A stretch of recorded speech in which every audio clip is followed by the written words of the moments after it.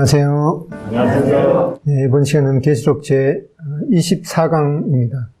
본문은 계시록 19장 전반이 되겠습니다. 제목은 어린 양의 혼인입니다. 앞에서 우리가 이 계시록 제 17장에서는 이 음녀, 즉 이 종교적 측면의 바벨론의 종말에 대해서 살펴봤습니다. 그리고 계시록 제 18장에서는 이 큰 성이라고 언급되고 있는 이 정치 경제적 측면의 바벨론의 종말에 대해서 살펴봤습니다. 이제 이 계시록 제 19장에서는 이 주님께서 주님의 신부, 즉 이 교회와 이 재림하시기 직전에 이 혼인 예식이 천국에서 거행될 것을 살펴보게 됩니다. 이 휴거 이후에 이 교회를 위한 이 두 사건이 있는 것을 보게 되는데, 그 두 사건은 이 그리스도의 심판대와 이 어린 양의 이 혼인입니다. 데살로니가전서 4장 16절 17절에 이 교회의 휴거에 대해서 이 말씀하고 있는데, 주님께서 이제 이 오실 때 이 공중에서 이 주님과 이 교회가 만나게 되는 것을 말씀하고 있습니다. 그리고 이제 그리스도의 이 심판대가 입가되고, 이것은 이 상급에 대한 심판이 되겠습니다.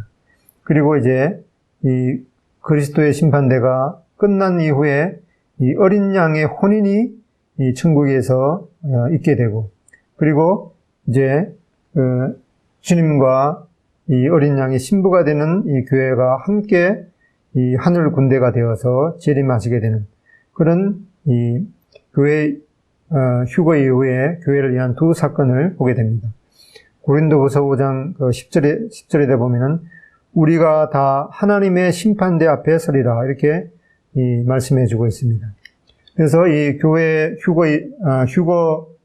교회가 휴거된 이후에 그 두 사건이 이 그리스도의 심판대와 이 어린 양의 혼인인데, 먼저 이 그리스도의 심판대에 대해서 살펴보겠습니다. 사실 이 그리스도의 이 심판대에 관한 내용은 이 요한계시록에는 직접 이렇게 기록이 되어 있지 않고, 다만 이러한 것들이 이 암시만 되어 있는데, 이것은 이 교회는 이 주님과 이 연관된 경우, 직접적인 그런 연관되는 경우를 제어하고는 이 그리스도의 심판대가 이 예언의 주제가 아니기 때문에 이 계시록에 직접적으로 이렇게 기록되지 않은 것으로 보게 됩니다. 이 휴거를 준비하라는 이 권고하는 이 핵심 성결 구절 중에 하나가 바로 이 고린도전서 15장 이 59절인데, 여기 보면 이제 보상과 이 결산의 기대를 갖게 합니다.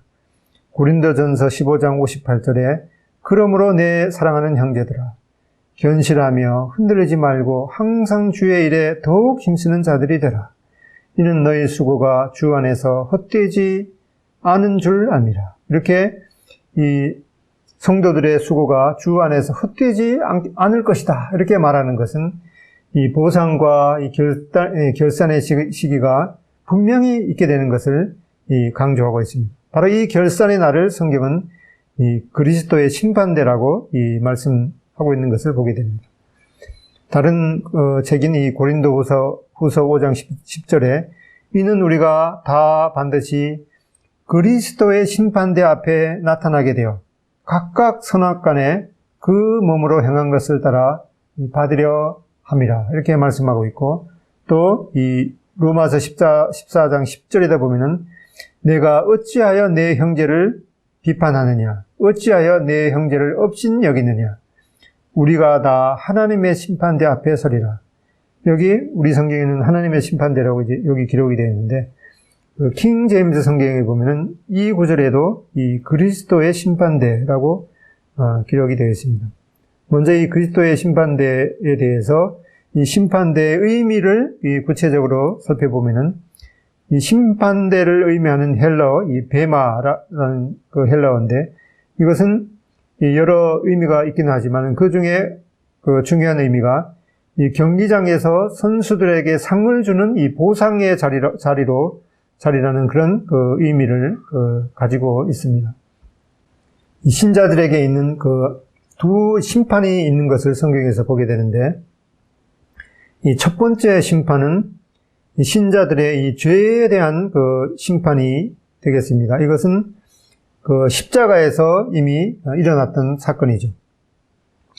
내가 요한복음 5장 24절에도 내가 진실로 진실로 너희에게 이르노니 내 말을 듣고 또 나 보내신 이를 믿는 자는 영생을 얻었고 심판에 이르지 아니하나니 사망에서 생명으로 옮겼느니라. 여기 심판에 이르지 아니한다 이렇게 말씀하고 있는데, 이것은 이 신자들의 이 죄에 대해서 즉 그가 이 사망에서 생명으로 옮긴 이 심판은 이미 지나간 것을 말씀하고 있습니다.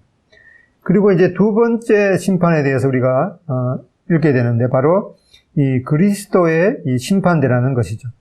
여기는 이 죄에 대한 심판이 아니라 이 신자들이 이 구원받고 난 이후의 그 삶에 대해서, 그 행위에 대해서 이 상급 심판하는 그 내용임을 보게 됩니다. 이 그리스도의 심판에는 우리가 살펴봤듯이 고린도후서 5장 10절과 또 고린도전서 3장 11절로 15절에 기록이 되어 있습니다. 이는 우리가 다 반드시 그리스도의 심판대 앞에 나타나게 되어 각각 이 선악간에 그 몸으로 행한 것을 따라 받으려 합니다. 이렇게 말씀하고 있습니다. 이 두 번째로 이제 그리스도의 심판대가 올 그 시기에 대해서 살펴보면은, 이 그리스도의 심판에는 이 지상에서 교회가 휴거된 직후에 일어나게 되는 것을 보게 됩니다. 이 그리스도의 심판은 바로 이 상급은 이 부활과 연관에 있는 것을 보게 되죠. 누가복음 14장 14절에 보면은 그리하면 그들이 갚을 것이 없으므로 내게 복이 되리니 이는 의인들의 부활 시에 내가 갚음을 받겠음이라 하시더라. 이 상급이 바로 부활과 연관이 있는 것을 보게 됩니다. 또 이 부활은 이 휴거에 없어서는 안 될 부분이고, 또 상급도 휴거와 밀접한 관계가 있는 것을 보게 됩니다.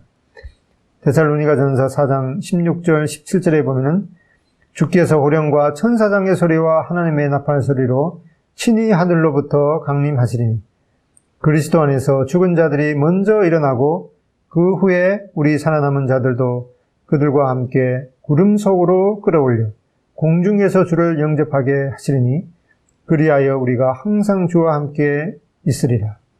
그러므로 이러한 말로 서로 위로하라. 이렇게 말씀하고 있습니다. 또 이 주님께서 신부와 함께 세상을 통치하러 오실 때 성도들의 이 옳은 행실로 일컫는 이 세마포를 읽고 있다고 말씀하고 있는데, 이것은 바로 이 그리스도의 심판대를 통해서 이 상급을 받은 것으로 보여집니다. 또 상급은 이 주님께서 나타나시는 때와 연관이 있는 것을 보게 되는데, 고린도전서 4장 5절에 그러므로 때가 이르기 전 곧 주께서 오시기까지 아무것도 판단하지 말라. 그가 어둠에 감추인 것들을 드러내고 마음의 뜻을 나타내시리니 그때에 각 사람에게 하나님으로부터 칭찬이 있으리라. 또 디모데후서 4장 8절에 이제후로는 나를 위하여 의의 멸관이 예비되었으므로 주 곧 의로우신 재판장이 그날에 내게 주실 것이며 내게만 아니라 주의 나타나심을 사모하는 모든 자에게 돈이라. 이렇게 상급은 주님께서 나타나시는 때와 연관이 있는 것을 보게 됩니다. 그리고 이제 다음에는 이제 그리스도의 심판대의 위치가 어디 있는가를 살펴보면은 이 심판은 이 휴거 직후에, 이 그리스도의 심판은 휴거 직후에 있기 때문에 분명히 이 공중이 이 그리스도의 심판의 무대가 될 것입니다. 데살로니가후서 4장 17절에 그 후에 우리 살아남은 자들도 그들과 함께 구름 속으로 끌어올려 공중에서 주를 영접하게 하시리니, 이렇게 바로 이 공중이 심판의 무대가 될 것을 말씀하고 있습니다. 고린도후서 5장 1절로 10절에 보면은 만일 땅에 있는 우리의 장막집이 무너지면 하나님께서 지으신 집, 곧 손으로 지은 것이 아니요 하늘에 있는 영원한 집이 우리에게 있는 줄 아느니라. 우리가 담대하여 원하는 바는 차라리 머물 떠나 주와 함께 있는 그것이라. 그런즉 우리는 머물러 있든지 떠나든지 주를 기쁘시게 하는 자가 되기를 힘써노라. 이는 우리가 다 반드시 그리스도의 심판대 앞에 나타나게 되어 각각 선악간에 그 몸으로 행한 것을 따라 받으려 함이라 말씀하고 있습니다. 그 다음에는 이제 그리스도의 심판대에서 이 심판을 주관하는 분에 대해서 살펴보면 이 모든 심판은 이 그리스도에게 맡겨졌습니다. 요한복음 5장 22절에도 아버지께서 아무도 심판하지 아니하시고 심판을 다 아들에게 맡기셨으니 이렇게 말씀하고 있고, 또 로마서 14장 14절에 이 하나님의 심판대라고 언급된 사실도 이 하나님께서 이 심판을 이 아들에게 맡기신 사실을 나타내기도 하고, 또 실제적으로 이 킹제임스 성경에는 이 하나님의 심판대를 이 그리스도의 심판대라고 이렇게 말씀하고 있습니다. 또 마태복음 28장 18절에 말씀하기를 예수께서 나와 말씀하여 이르시되 하늘과 땅의 모든 권세를 내게 주셨으니, 이렇게 그리스도께서 이 심판대의 심판 주관자인 것을 보게 됩니다. 또 이 그리스도의 심판대에서 그 심판받는 대상이 누구인가를 생각해 보면 이 고린도후서 5장에 이 그리스도의 심판대에 관한 말씀을 해주는 구절에서 이 13번이나 우리라고 이렇게 언급한 내용이 나오게 되는데, 이런 걸 통해서 오직 우리들, 오직 거듭난 그리스도인들만이 이 상급을 위한 이 그리스도의 심판 뒤에 서게 되는 것을 보게 됩니다.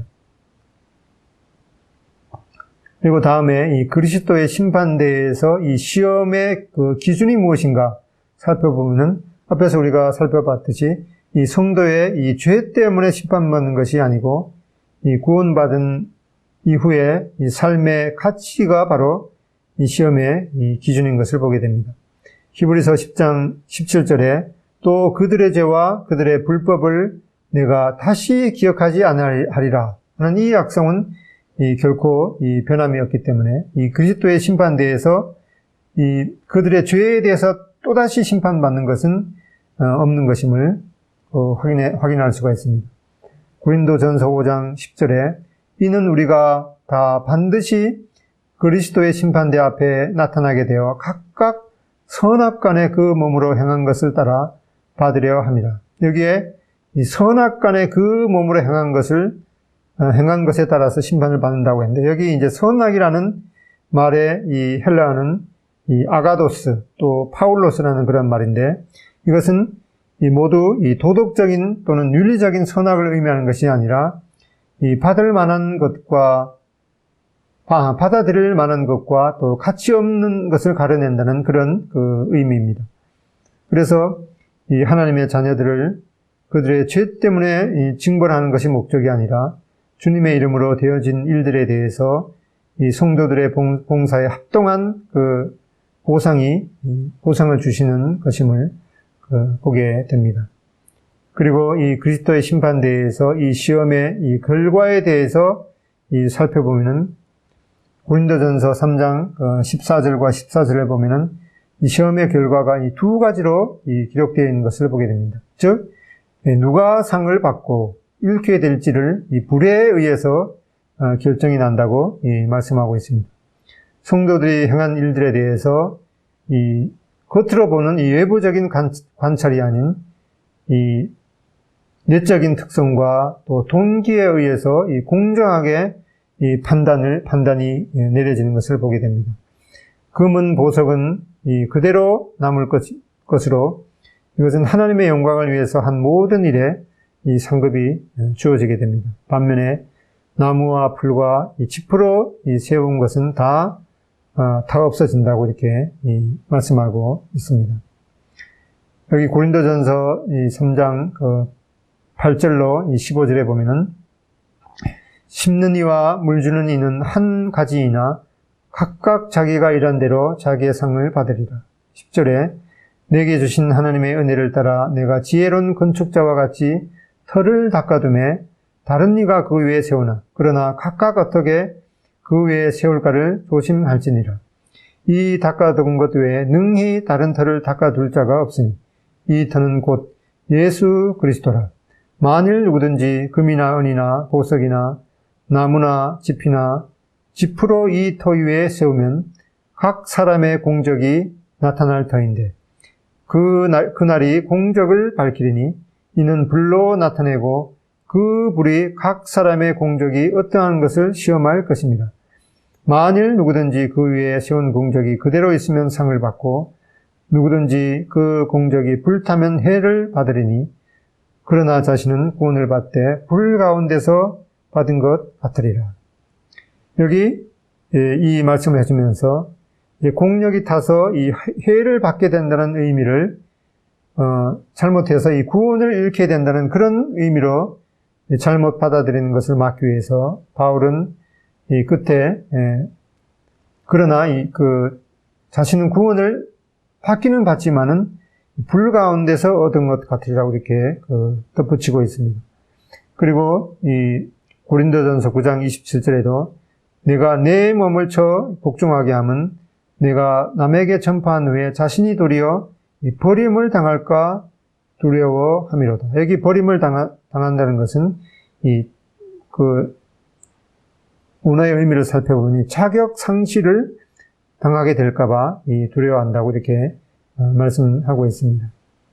그리고 이 그리스도의 신반대에서 받게 되는 이 특별히 언급된 이 상급의 종류가 이렇게 성경에 이 5가지로 나와 있는데, 물론 다른 상들도 있겠지만 특별히 이렇게 5가지 상은 구체적으로 이 언급이 되어 있습니다.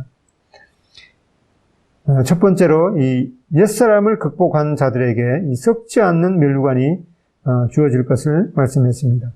고린도전서 9장 25절에 그들은 썩을 승리자의 관을 얻고자 하되 우리는 썩지 아니할 것을 얻고자 하노라. 이렇게 말씀하고 있고, 또 두 번째로 시험을 참는 자들에게 생명의 멸류관을 주실 것을 약속하셨습니다. 계시록 2장 10절에 내가 죽도록 충성하라. 그러면 내가 생명의 관을 내게 주리라. 이렇게 말씀하고 있습니다. 그리고 세 번째로 이 하나님의 양무리를 잘 양육한 자들에게 이 영광의 멸류관을 주시겠다고 약속하셨습니다. 베드로전서 5장 2절로 4절에 보면은 맡은 자들에게 주장하는 자세를 하지 말고 양무리의 본이 되라.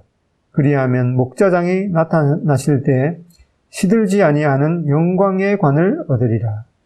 그리고 네 번째로 주의 나타나심을 사모하는 모든 자들에게 의의 멸류관이 예비되어 있다고 말씀하고 있습니다.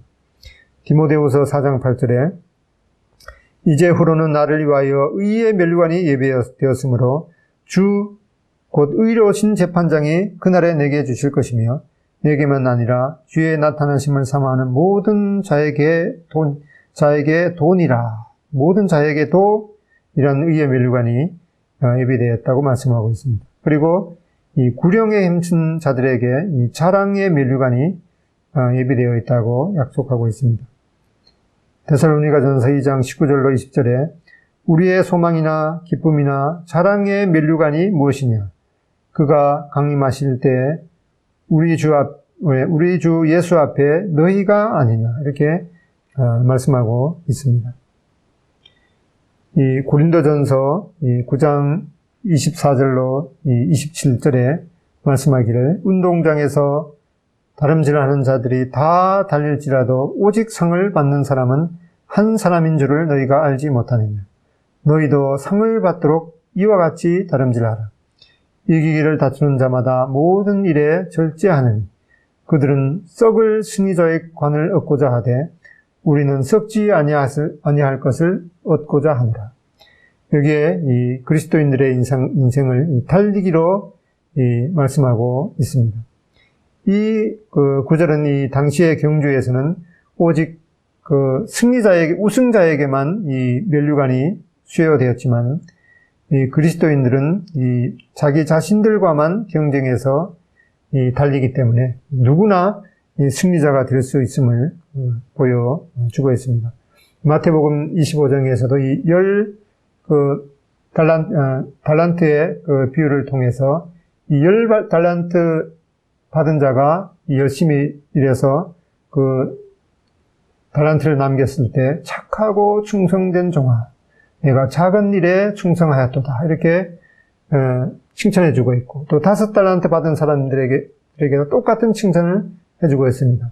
착하고 충성된 종아, 내가 작은 일에 충성하였다. 이렇게 말씀하고 있고, 이렇게 많이 받은 자나 또 적게 받은 자나 그들이 받은 그 은사대로 하나님 앞에 충성스럽게 임했을 때 이 똑같은 이러한 그 칭찬이 주어지고 있습니다.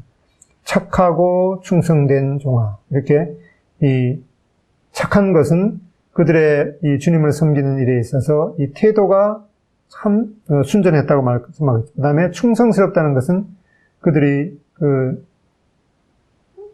착하고라는 그 말은 그들의 이 동기가 착했다는 것이고, 그리고 충성되었다는 것은 그들의 그 태도에 있어서 아주 다른 사람을 의식하지 않고 충성스럽게 임한 그들의 주님께서는 이렇게 그들의 그 동기와 이 태도에 있어서 하나님 앞에 어떠한 자세로 임했는가, 그런 것에 대해서 똑같이 이렇게 칭찬해 주고 있는 것을 보게 되는데, 이 운동 경기를 통해서도 보듯이 그리스도인들은 자기 자신과만 경쟁하기 때문에 누구나 이 승리자가 될 수 있음을 보여주고 있습니다. 이렇게 너희도 상을 받도록 이와 같이 다름질하라, 이렇게 권고해 주고 있습니다.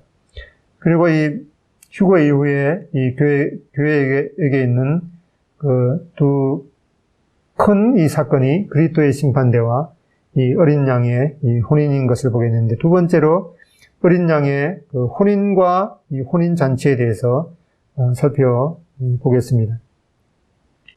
계시록 19장 1절에 보면은 이 일 후에 내가 들으니 하늘에 허다한 무리의 큰 음성 같은 것이 있어서 이르되 할렐루야, 구원과 영광과 능력이 우리 하나님께 있도다. 그의 심판은 참되고 의로운지라.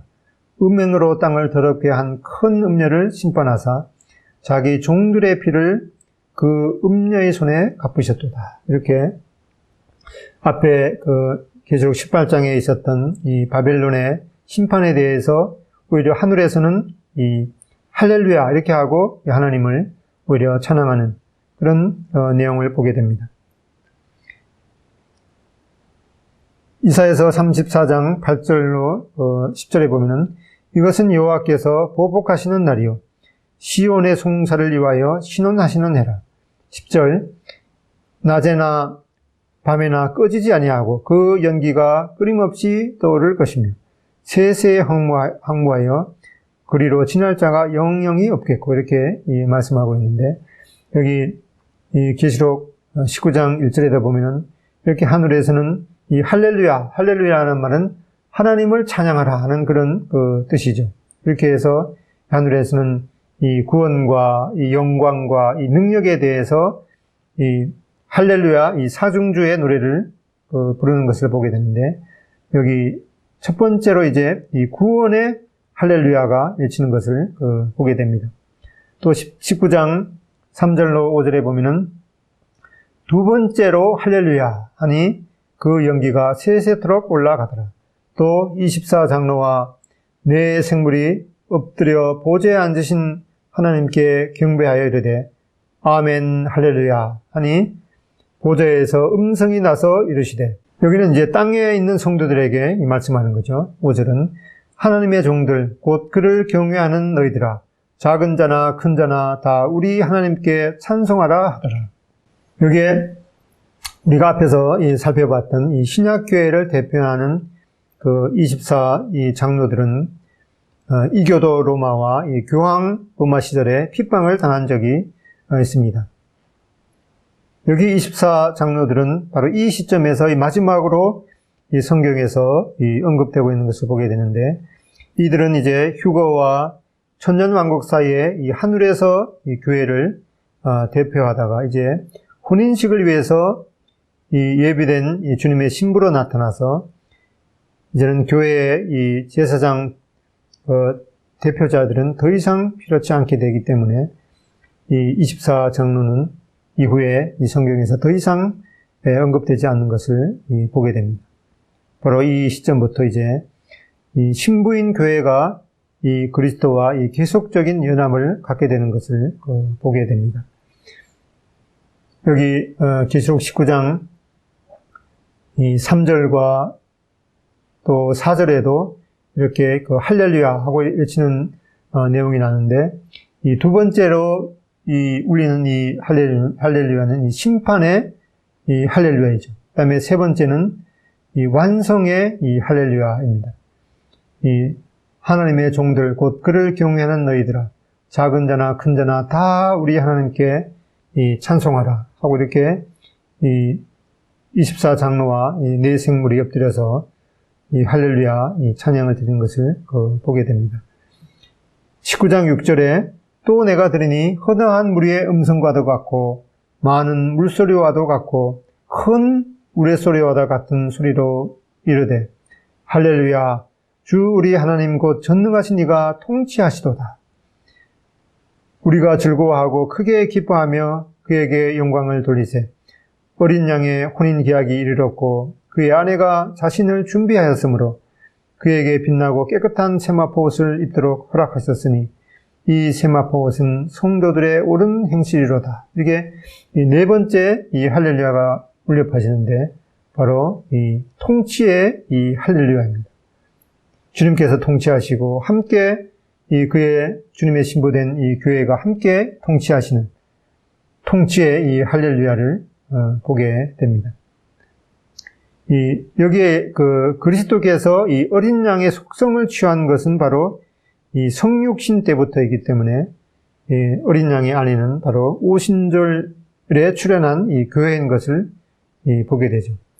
그리고 여기에 이 세마포 예복은 이 그리스도의 심판대를 통해서 받은 것으로 성도들이 이 지상 생애 동안에 옳은 행실이 바로 영광스러운 그 예복이 되는 것을 보게 됩니다. 바로 이 세마포 옷이 이 성도들의 옳은 행실이라고 말씀해 주고 있습니다. 이 어린 양의 이 혼인은 이 창세 때부터 예정되는 것임을 보게 됩니다. 먼저 이 아담과 하와의 관계를 통한 이 모형을 보게 됩니다. 하나님께서 이 아담을 깊이 잠들게 하시고 이 갈빗대를 취해서 그의 아내인 이 하와를 만드셨습니다. 아담은 이 하와를 보자 이는 내 뼈 중에 뼈요 내 살 중에 살이라 이렇게 고백을 했습니다.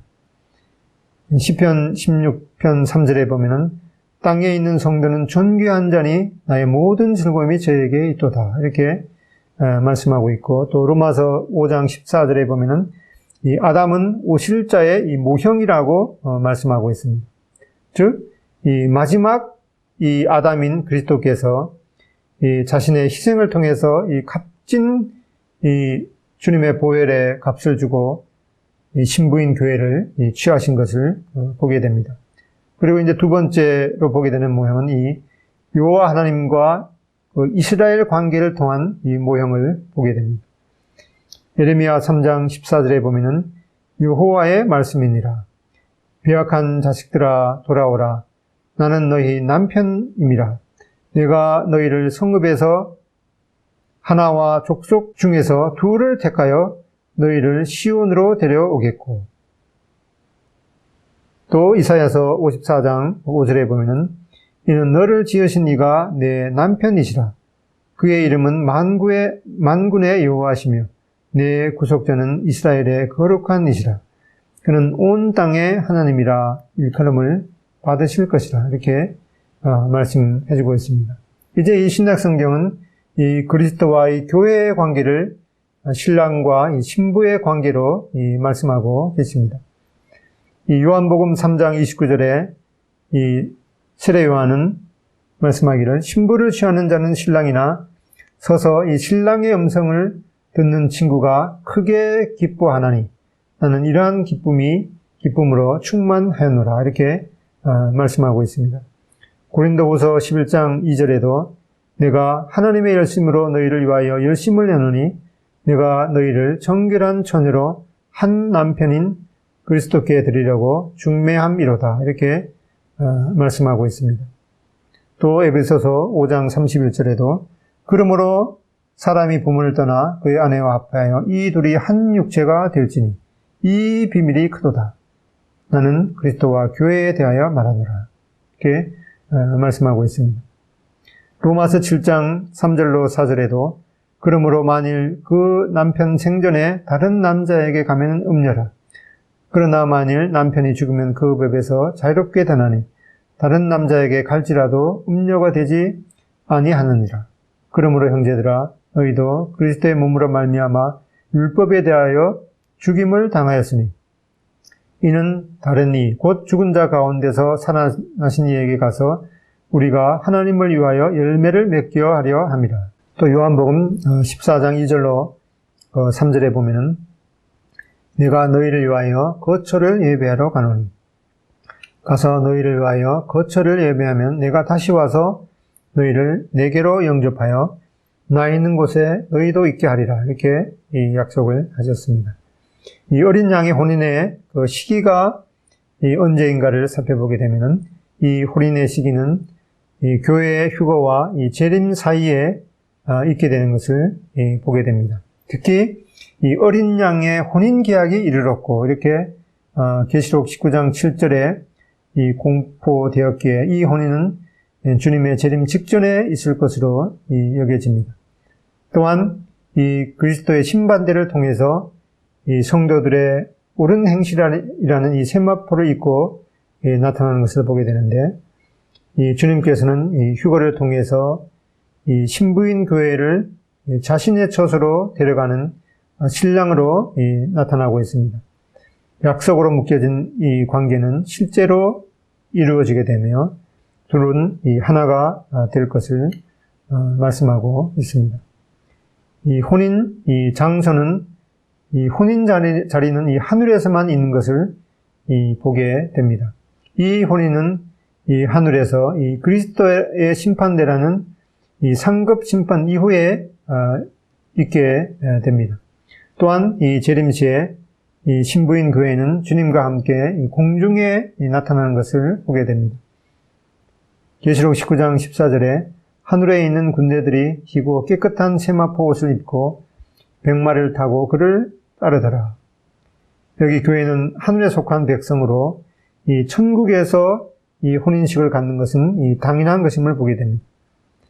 이 빌립보서 3장 20절에도 그러나 우리의 시민권은 하늘에 있는지라 거기로부터 구원하는 자 곧 주 예수 그리스도를 기다리니 여기에 교회의 시민권이 바로 하늘에 있는 것을 말씀하고 있는데 우리는 이 어린 양의 이 혼인의 장소와 이 혼인 잔치의 장소를 구분하는 것이 필요하겠습니다. 이 결혼식의 이 참석자들을 보게 되면은 이 어린 양의 결혼은 분명히 이 신랑 되신 그리스도와 이 신부인 교회의 이 혼인입니다. 그렇기 때문에 이 구약 성도들의 부활은 이 대환란 후 이 주님이 지상 재림 시에 있게 되기 때문에 이 어린 양의 혼인에는 구분되는 것을 보게 됩니다. 다니엘서 12장 1절에 보면은 그때에 내 민족을 호위하는 큰 군주 미가엘이 일어날 것이요 또 환란이 있으리니 이는 개국 이래로 그때까지 없던 환란일 것이며 그때에 내 백성 중 책에 기록된 모든 자가 구원을 받을 것이라. 땅의 티끌 가운데서 자는 자 중에서 많은 사람이 깨어나 영생을 받는 자도 있겠고 수치를 당하여서 영원히 부끄러움을 당한 자도 있을 것이며 이렇게 구약 성도의 부활은 이 대환란 끝에 가서 있게 되는 것을 보게 됩니다.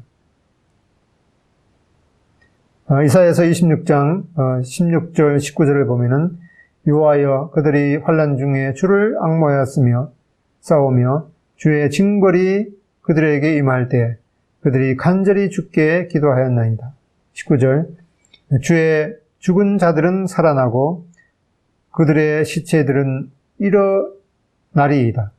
티끌에 누운 자들아 너희는 깨어 노래하라. 주의 이슬은 빛난 이슬이니 땅이 죽은 자들을 내어 놓으리로다. 이렇게 이 환난 끝에 가서 구약 성도들이 부활할 것을 말씀해 주는 구절입니다. 환난 시 이 순교한 성도들도 이 시기에 그 구약 성도들과 함께 이 부활하게 되지만 이 혼인식에 이 하객으로 참여하게 되는 것을 보게 됩니다. 이 어린 양의 혼인은 그리스도와 그리스도의 이 신부인 이 교회와 연관이 있고 이 하늘에서 이루어지고 이 혼인잔치는 이 이스라엘과 연관이 있고 이 지상에서 이루어지는 이렇게 이 어린 양의 이 혼인과 이 혼인잔치의 장소가 구분이 되는 것을 보게 됩니다. 이렇게 해서 이제 어린 양의 혼인잔치 내용이 계시록 19장 7절로 10절에 보면은 이제 신랑은 주 예수 그리스도, 신부는 신약교회 성도들, 그리고 이 하객으로 초청받는 사람들은 신부인 교회를 제외한 모든 성도들, 즉 구약의 성도들과 또 대환란 시에 믿은 자들이죠. 침례 요한도 자신을 청함을 받은 이 친구로 말씀하고 있습니다. 이렇게 이 초청장이 지금도 발부되어 있는 상태인 것을 보게 됩니다. 19장 9절에 보면은 천사가 내게 말하기를 기록하라. 어린 양의 혼인잔치에 청함을 받은 자들은 복이 있도다 하고 또 내게 말하되 이것은 하나님의 참되신 말씀이라 하기로. 이게 청함을 받은 자들이 복이 있다고 말씀하는 것으로 이 요한계시록에서 말씀하고 있는 7가지 복 중에서 이 4번째 복에 대해서 말씀하고 있습니다. 이 천지를 지으신 주님의 신부가 바로 예수 그리스도의 보혈로 구원받은 우리 교회인 것을 우리가 알게 될 때 정말 이것은 감당하기 어려운 그런 복입니다. 우리가 주님의 하나님의 교회에 속한 우리가 예수 그리스도의 신부가 된다는 이 놀라운 소식을 들을 때 과연 그것이 정말인가 하고 그렇게 우리가 이 의문을 품을 수가 있기 때문에 이 하나님의 말씀 19장 9절 후반절에 말씀이기를 이것은 하나님의 참되신 말씀이다. 그것이 정말 사실이다. 이렇게 못 받고 있습니다. 이러한 내용을 듣고 이 사도 요한도 하도 이렇게 마음에 감당할 수 없기 때문에 그 말을 전해주는 이 천사에게 넙죽절하라고 했습니다. 19장 10절에 내가 그 발 앞에 엎드려 경배하려 하니 그가 나에게 말하기를. 이 사도 요한도 이러한 내용을 알고 나서 아마 이 판단력을 잇는 그런 마음의 상태가 됐기 때문에 넙죽 이 천사에게 절하려고 했던 그런 내용을 보게 되는데 그때 천사는 나는 너와 및 예수의 증언을 받은 내 형제들과 같이 된 종이니 삼가 그리하지 말고 오직 하나님께 경배하라. 예수의 증언은 예언의 형자. 오직 이 하나님만 경배할 것을 다시금 천사가 일러주고 있습니다. 이 신약성경 이 마태복음 22장 1절로 14절에 이 혼인잔치의 비유에 대해서 말씀해 주고 있습니다.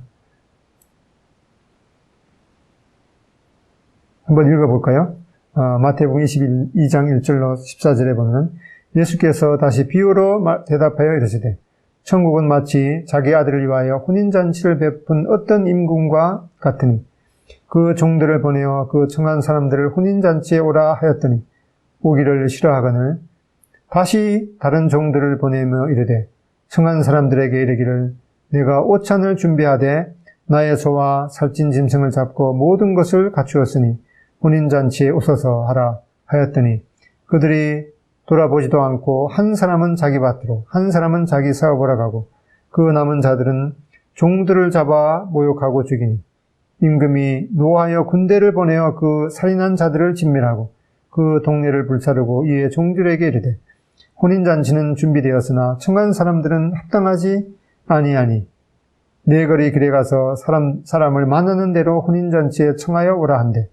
종들이 길에 나가 악한 자나 선한 자나 만나는 대로 모두 데려오니 혼인잔치에 손님이 가득한지라. 임금이 손님들을 불러 들어올세 거기서 예복을 입지 않은 한 사람을 보고 이르되 친구여 어찌하여 예복을 입지 않고 여기 들어왔느냐 하니 그가 아무 말도 못하거늘 임금이 사원들에게 이르되 손발을 묶고 바깥 어두운 데에 내던지라. 거기서 슬피 울며 이를 갈게 되리라 하니라. 청함을 받은 자는 많되 택함을 입은 자는 적으니라. 이렇게 이 마태복음 22장에 이 비유로 말씀하신 이 혼인잔치의 이 초청은 환난 기간에도 전해진 이 복음의 초청이 있을 것을 보여주고 있습니다. 이 초청에 응해서 이 구원을 받아들이는 사람들은 이 천년왕국이 시작되기 전에 혼인잔치의 이 축하객으로 이 환영을 받게 될 것입니다. 또 이 복음의 초청을 거절한 자는 바깥 어두운 데로 추방당하게 될 것입니다. 구약의 성도들, 이 아벨로부터 시작해서 노아, 아브라함, 욥, 다니엘 등 이 전 시대에 걸쳐서 이 하나님의 계시에 응답한 모든 사람들, 또한 이 환난기에 순교한 성도들도 부활하여서 거기 하객으로 있게 될 것입니다. 또 이 신약 시대의 유대 결혼 전통과 이 어린 양의 이 혼인과의 이 관계를 통해서 보면은 첫 번째로 이 정혼하는 것과 또 혼인식과 또 혼인잔치가 있게 됩니다. 먼저 이 정혼에 대해서 살펴보면은 이 결혼 당사자가 어린 나이일 때 이 부모들은 이 결혼 계약을 맺게 됩니다. 또 그 결혼 계약을 이제 확증하기 위해서 이 지참금을 이 신랑이 신부에게 지급하게 되는데, 그렇게 해서 실제 결혼식은 몇 년 후에 하게 되는데, 실제로 이렇게 정혼을 하게 되면은 이제 법적 부부 관계로 간주가 됩니다. 이 그림은 교회 시대와 같이 그리스도와 교회의 약혼 기간을 보여줍니다. 어린 양의 보혈이라는 이 엄청난 지참금으로 속량받고 이 정혼 관계를 맺은 교회는 신부를 데리러 공중에 나타나실 이 신랑 되신 주님을 기다리고 있습니다. 그리고 두 번째로 이제 혼인식이 있는데, 이 결혼 당사자들이 이 정년기에 이르면은 이 신랑이 이 신부를 공개적으로 이 신부의 집으로 데리러 갑니다. 그때 신부의 집에는 이 신부의 친구들과 함께 기다리고 있습니다. 이 신랑이 신부를 호위해서 자기 집으로 데려오면 이 신랑 집에서 이 혼인식이 거행됩니다. 이런 것들을 통해서 이 휴거시에 주님께서 신부를 공개적으로 부르러 와서 자기 아버지의 집으로 데려가서 이 혼인식을 하게 되는 것을 이 데살로니가전서 4장 16절에 주님께서 친히 하늘로 쫓아 강림하신다고 말씀하고 있습니다. 주님께서 직접 이 신부를 데리러 오시는 동안 신랑의 친구들은 이 하늘에서 기다리고 있습니다. 그리스도의 심판대가 준비되는 것은 바로 이 시점이고, 이 다음에 이 결혼식이 있게 됩니다. 요한복음 3장 29절에 보면 신부를 취하는 자는 신랑이나 서서 신랑의 음성을 듣는 친구가 크게 기뻐하나니 나는 이러한 기쁨이 충만하노라. 그리고 이제 세 번째로 이 혼인잔치가 열리게 되는데, 이 혼인식이 끝나고 이 신랑이 이 신부를 이제 소개하게 되고 나면 혼인잔치가 벌어지게 되는데, 이 며칠간 계속 되는 그런 전통이 있습니다. 이런 유대 결혼 전통을 통해서 우리가 살펴볼 수 있는 것은 이 교회가 이 그리스도의 신부로서 하늘에서 주님과 그 혼인식을 갖고 이 주님과 함께 이 땅으로 와서 혼인잔치를 갖게 됩니다. 함께 땅에서 이제 1000년 동안 이 왕노릇하게 되며 이후에 이 영원으로 이어지게 되는 내용을 보게 됩니다.